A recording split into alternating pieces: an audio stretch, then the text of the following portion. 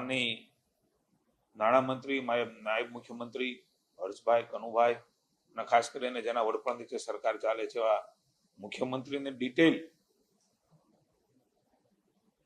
અભિનંદન. વિશેષ રીતે એ છે કે જીએસટીમાં માનની મોદી સાહેબે રાહત આપી સામાન્ય જનતાને. ટેક્સ પેયરો છે એમને પણ રાહત મળી. સામાન્ય જનતાને અનેક રાહતો મળી. આપણી આવક પણ રાજ્યની એ પ્રમાણે ઘટે, સ્વાભાવિક છે. છતાં પણ ગુજરાત સરકારે પોતાની કાર્યક્ષમતા વધારીને 10% વધારો આ બજેટમાં કર્યો. એ ગુજરાતના ઇતિહાસમાં સૌથી પ્રથમ આ ઐતિહાસિક બજેટ રજૂ થયું છે. તજજ્ઞો, અર્થશાસ્ત્રીઓ આજે ચર્ચા કરી રહ્યા છે, કારણ કે આવક જાવકના હિસાબના આધાર ઉપર હંમેશા બજેટની જોગવાઈઓ એ નક્કી થતી હોય છે. એટલે ગુજરાત સરકારની કાર્યક્ષમતા, એની વહીવટી ક્ષમતા એનું ઉત્તમ ઉદાહરણ એ જોવા મળ્યું. ને એના ચર્ચાઓ પછી માનનીય મુખ્યમંત્રીશ્રીને વિશેષ આ સંજોગોમાં પણ ગુજરાતની જનતાના વિકાસની ઊંચાઈઓ હાંસલ કરવા માટે જે બજેટ રજૂ થયું છે એમના માટે વિશેષ અભિનંદન આપ્યા. એસટી, એસસી, ઓબીસી અને ખેડૂતોને ખાસ કરીને વિશેષ પ્રાધાન્ય એ શિક્ષણ વિભાગ સહિત આપવામાં આવ્યું છે. તમામ વર્ગને આવરી લેતું આ બજેટ છે. ત્યારે માનનીય મુખ્યમંત્રીશ્રીએ ખાસ સૂચના આપી છે.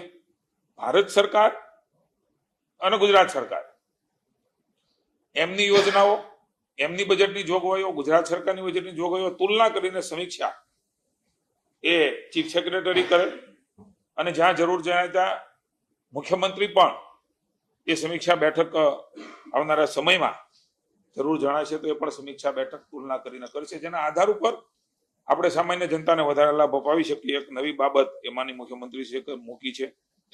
મુખ્યમંત્રીશ્રીએ ચીફ સેક્રેટરીને સૂચના આપી છે. બજેટ એ વિધાનસભામાં મુકાણું છે, પસાર થવાનું બાકી છે. એ પસાર થઈ જશે, પણ એ પછી કાર્યવાહી કરવાના બદલે ડ્રાફ્ટ જીઆર અત્યારથી ડિપાર્ટમેન્ટો તૈયાર કરે, ડ્રાફ્ટ ટેન્ડર પેપર એની પણ તૈયારી રાખે,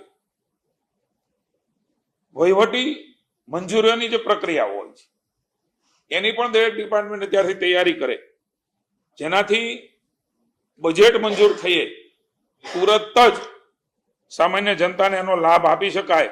અને એ જે કઈ યોજનાઓ છે, યોજનાઓ સીધે સીધી આપણે જાણીએ છીએ કે કોઈ વાર બજેટ માર્ચના એન્ડમાં સેશન પૂરું થાય, બજેટ મંજૂર થાય, પછી આ બધી પ્રક્રિયાઓ શરૂ થાય. એ પાછું કોઈ વાર જૂન જુલાઈ આવી જાય, ચોમાસું આવી જાય તો સામાન્ય જનતાને એ કામમાં અડચણ પડે, દિવાળી આવી જાય એવું પણ ક્યારેક ક્યારેક બને. એટલે માનનીય મુખ્યમંત્રીશ્રીએ સૂચના આપી છે કે બજેટ પૂરું થાય તરત જ આ પ્રકારની વ્યવસ્થાઓ એ તંત્ર, ડિપાર્ટમેન્ટો, સચિવો બનાવે. અને મને કહેતા આનંદ છે કે ચીફ સેક્રેટરીએ ખુદે તમામ સચિવોને મંત્રીમંડળની બેઠકમાં કહ્યું કે 15 દિવસની અંદર જે વર્તમાન બાબત છે અને સૂચિત બાબત છે એમાં તમને કોઈ રેવન્યુની જમીનથી માંડી અન્ય ડિપાર્ટમેન્ટની વહીવટી મંજૂરીઓ તમને લેવાની હોય, આપવાની હોય, તમને દેખાતું હોય તો 15 દિવસની અંદર જ એ ચીફ સેક્રેટરીને આપી દે. ચીફ સેક્રેટરીએ વ્યક્તિગત રીતે મુખ્યમંત્રીના કીધા પછી કીધું છે કે મારી વ્યક્તિગત જવાબદારી રહેશે કે હું આ બધી વહીવટી અલગ અલગ વિભાગની મંજૂરીઓ લેવાની હોય, ચાહે નેશનલની પણ કોઈ મંજૂરીઓ લેવાની હોય તો એ એમ કે દાસ સ્વયં લે છે. અમને એવું લાગે છે કે વહીવટી સુધારણાઓની બાબતમાં ગુજરાત જે પ્રકારે મોદી સાહેબના માર્ગદર્શન નીચે ભૂપેન્દ્રભાઈના નેતૃત્વમાં, હર્ષભાઈના નેતૃત્વમાં આગળ વધે છે, એમાં ખૂબ મોટું એચિવમેન્ટ આજની આ મંત્રીમંડળની બેઠકમાં થયું છે. આવનારા દિવસોમાં એ લોકોને પણ, સામાન્ય જનતાને બજેટ મુકાણા પછી ખૂબ ઝડપથી એ યોજનાનો લાભ મળે એની પણ સૂચના મુખ્યમંત્રીશ્રીએ આપી છે. ટેકાના ભાવે તુવેરની ખરીદી 8,000 રૂપિયા પ્રતિ ક્વિન્ટલ, 1,03,000 જેટલી નોંધણી થઈ છે. જે મારા વિભાગ દ્વારા જે આ નોંધણી કરવાની શરૂઆત થઈ હતી, ખરીદી કેન્દ્રો 130 જેટલા છે અને ખરીદીની શરૂઆત 23 ફેબ્રુઆરીથી કરવાનો નિર્ણય કે આજની આપણે આ મંત્રીમંડળની બેઠકમાં માનનીય મુખ્યમંત્રીશ્રી લીધો છે. કુલ મળીને આજની બેઠકમાં ફૂલ ગુલાબી, સર્વસ્પર્શી, સર્વવ્યાપક બજેટ અને એમની અસરો એ આવનારા દિવસોમાં ગુજરાતની જનતાને સકારાત્મક થવાની છે એની ચર્ચાના અંતે આજની મંત્રીમંડળની બેઠકમાં આ સૂચનાઓ સાથે મંત્રીમંડળની બેઠક પૂરી થઈ. Thank you.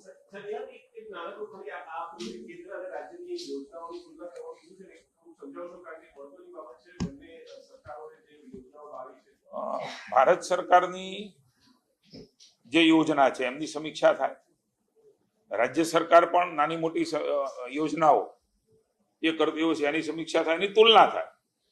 એ તુલનાના આધાર ઉપર ક્યાંય કોઈ વાર આપણે એ ભારત સરકારની યોજનાઓ છે એ યોજનાઓમાં પાછળ રહી જતા હોઈએ અને એનો લાભ એ કદાચ ઓછો મળતો હોય તો એ પણ લઈ શકાય.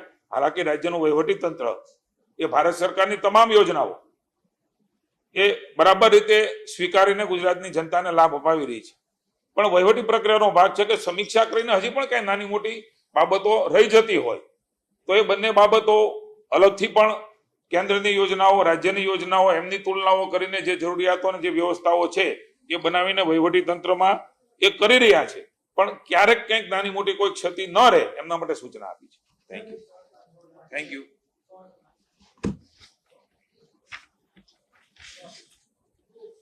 आज बजट सेशन में दरमियान मंत्रिमंडल की बैठक माननीय भूपेंद्र भाई के नेतृत्व में हुई. मंत्रिमंडल और सब सचिव ने माननीय मुख्यमंत्री श्री को बहुत बहुत शुभकामनाएं बधाइयां दी, क्योंकि जिस तरह से माननीय मोदी साहब के नेतृत्व में जीएसटी में टैक्स पेयर को जिस तरह से राहत दी गई, तो हम भी जानते हैं कि राज्य सरकारों की आवक में भी वो खाद आएगी.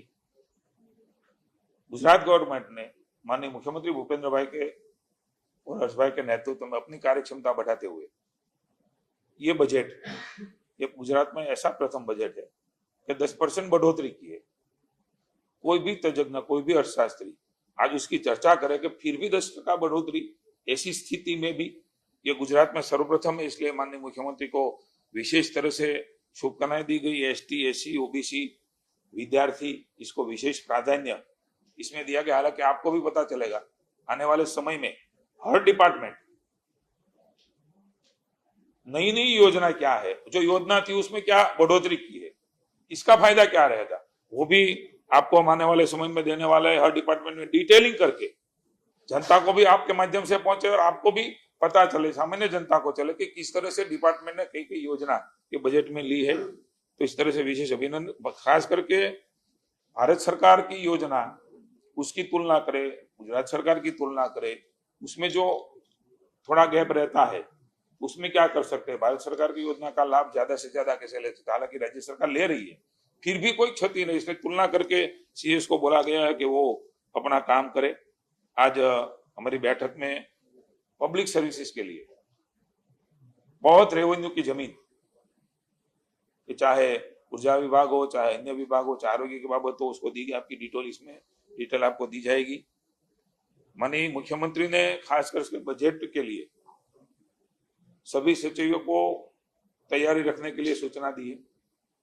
बजट पारित होने के तुरंत ही कार्यान्वित हो जाए, वहीवटी प्रक्रिया पहले से तैयारी रखे, ड्राफ्ट जीआर तैयार रखे, ड्राफ्ट टेंडर पेपर तैयार रखे. जैसे ही बजट पारित होता है तुरंत ही डिपार्टमेंट वो काम कर सके कि स्थिति में वहीवटी प्रक्रिया ही तुरंत मिल जाए. और अलग अलग डिपार्टमेंट की जो भी चीजें हैं वो भी सीएस ने, एम के दास ने बताई कि हमें बताया जाए, 15 दिन में वो भी मंजूरियां लेके कुल मिला के तुरंत ही बजट की जो सूचित जोगवाई है पारित होने के बाद आम जनता को लाभ जल्दी से मिले, मानसून ना आ जाए, दीपावली ना आ जाए, ऐसी कोई वहीवटी तकलीफ न हो, इसलिए पहले से ही तैयारी रखने की मैंने मुख्यमंत्री जी ने सूचना दी है. और एमएसपी प्राइस से माननीय मोदी साहब किसान के लिए जिस तरह से मदद करने का प्रयास कर रहे हैं और किसान इसमें से बाहर निकले हैं, वो खरीदी के लिए, तुवेर की खरीदी के लिए भी 1,03,000 किसान ने रजिस्ट्रेशन किया है। 130 खरीद केंद्र की व्यवस्था बनी है और 23 तारीख से तुवेर की खरीदी भी गुजरात सरकार, भारत सरकार की जो योजना है एमएसपी प्राइस की, उसमें खरीदी करेंगे। Thank you.